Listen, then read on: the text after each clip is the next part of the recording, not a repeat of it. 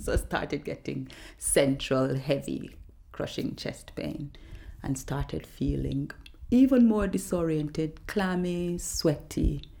As a GP, Carol Ifagoze was all too aware that the symptoms she was experiencing while driving home from work were probably a heart attack.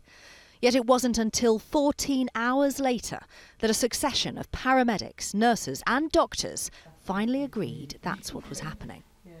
So I was a younger woman, not overweight. I told them I've never smoked. I don't drink alcohol. Occasionally I'll have a drink.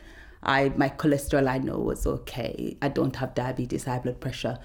None of the conventional risk factors were there. If you were a man, do you think you'd have been treated differently? I think so. And certainly if I were older, overweight man, I definitely think I would have been treated differently.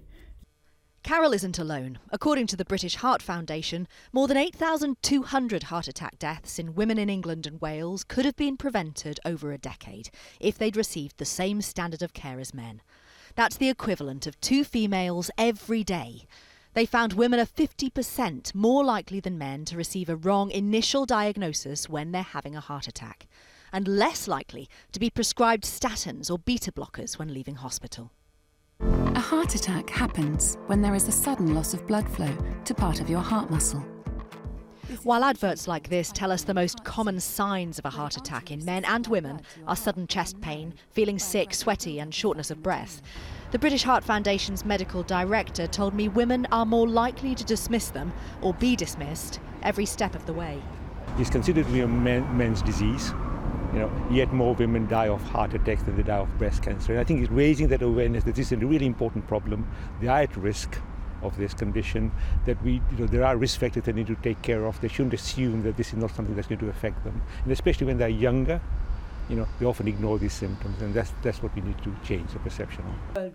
18 months later, Carol is slowly recovering from her ordeal, but urges all women to be heart aware. At the end of the day, it's your body. You know your body. You know when something is different. Be persistent in the nicest possible way, but be persistent. The discomfort then spread to her back and jaw. The British Heart Foundation hope today's campaign will redress inequalities in diagnosis, treatment and aftercare for women. Catherine Jacob, 5 News, Leicester.